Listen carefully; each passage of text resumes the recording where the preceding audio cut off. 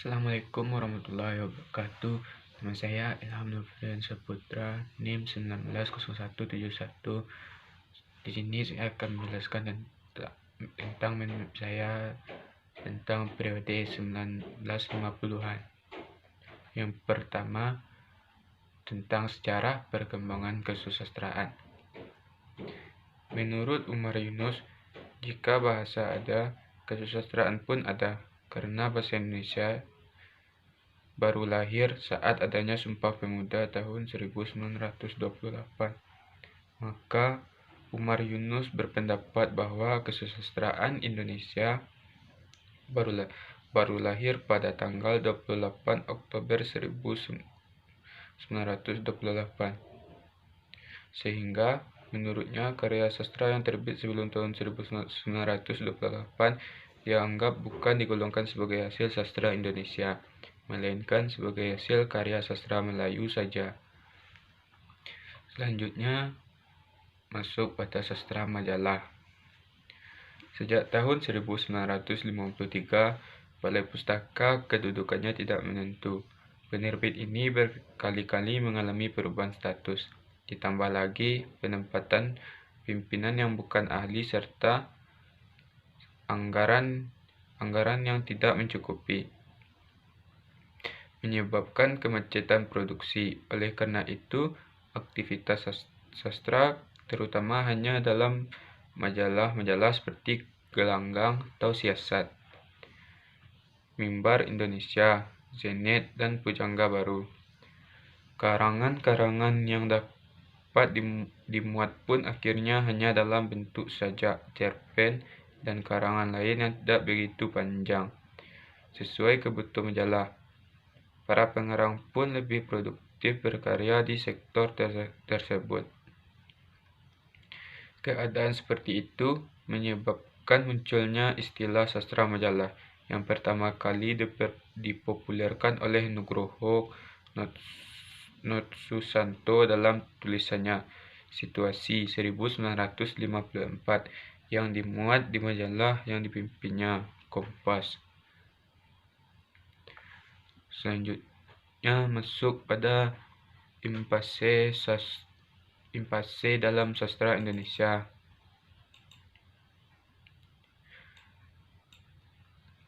Lingkungan kebudayaan gelanggang seniman mereka mulai kehilangan vitalitasnya setelah Chairil Anwar meninggal dunia. 2 orang, Asrul Sani dan Rifai Yapin, yang diharapkan dapat melanjutkan kepeloporan Chairil Anwar, justru menjadi pasif dalam berkarya. Pada saat itu pula, situasi nasional memburuk. Banyak pimpinan yang mulai kehilangan semangat mengisi kemerdekaan, keberanian untuk korupsi dan manipulasi, mulai mengotori pikiran dan tindakan para pemimpin. Kepentingan golongan pun mulai ditonjolkan. Pada April 1952 diselenggarakan sebuah simposium tentang kesulitan zaman peralihan sekarang di Jakarta. Beberapa di antara pembicaraannya adalah Sultan Takdir Ali Syahbana, Muhammad Syahid, Mr. Jafriruddin Prawira Negara, Profesor Dr. Slametman Santoso, dan Sultan Syahrir.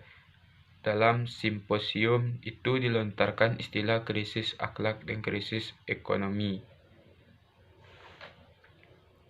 Selanjutnya, saya akan masuk pada pengarang.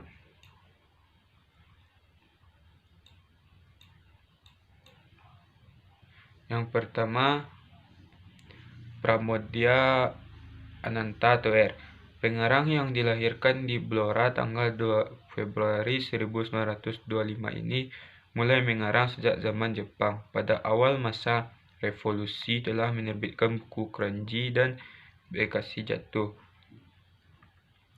Pram ialah seorang yang produktif menulis baik berupa cerpen, roman, esai maupun kritik. Ketika terjadi pemberontakan Gestapo. Ia termasuk tokoh lekra yang ditahan dan buku-bukunya dinyatakan terlarang. Karya-karya Pram banyak yang telah diterjemahkan dalam berbagai bahasa asing, di antaranya ke dalam bahasa Inggris, Belanda, Rusia, Cina, Jepang, dan yang lainnya. Karya-karyanya: yang pertama, Keluarga Gerilya 1950. Kedua, Percikan Revolusi tahun 1950. Yang ketiga, Cerita dari Jakarta 1957. Yang keempat, Bukan Pasar Malam 1951. Selanjutnya, A.A. Nafis. Ali Nakbar Nafis, yang lebih dikenal dengan A.A. Nafis, lahir di Padang Panjang 17 November 1924. A.A. Nafis baru muncul dalam gelanggang sastra Indonesia pada tahun 1955, yaitu ketika ia mengumumkan cerpennya yang pertama dan sekaligus menjadi terkenal, berjudul Robohnya Surau Kami. Pada umumnya, cerpen-cerpen Nafis padat dan mempunyai latar belakang psikologis yang luas. Dalam roman yang ditulis A.A. Nafis berjudul Kemarau, dengan jelas Nafis melukiskan konflik sia-sia yang timbul hanya karena berkuasanya kesempitan pandangan dan kefanatikan dalam berislam. Karyanya Robohnya Surau Kami pada tahun 1956, Hujan Panas 1964, Biang Lala 1964, Kemarau 1967. Selanjutnya saya akan masuk pada karakteristik karya sastra. 1. Umumnya karya sastrawan sekitar tahun 1950 sampai 1960-an. 2. Sampai tahun 1950 sampai 1955, sastrawan angkatan 45 juga masih menerbitkan karyanya. Ketiga, coraknya cukup beragam karena pengaruh faktor politik ideologi partai. Keempat, terjadinya peristiwa G30S PKI sehingga sastrawan lekra disingkirkan. 5. Gaya epik bercerita. 6. Gaya mantra mulai tampak belada-lada. 7. Gaya ulangan mulai pada berkembang meskipun sudah dimulai oleh angkatan 45. 8. Gaya puisi liris pada umumnya masih meneruskan karya-gaya angkatan 45. 9. Gaya slogan dan retorik makin berkembang.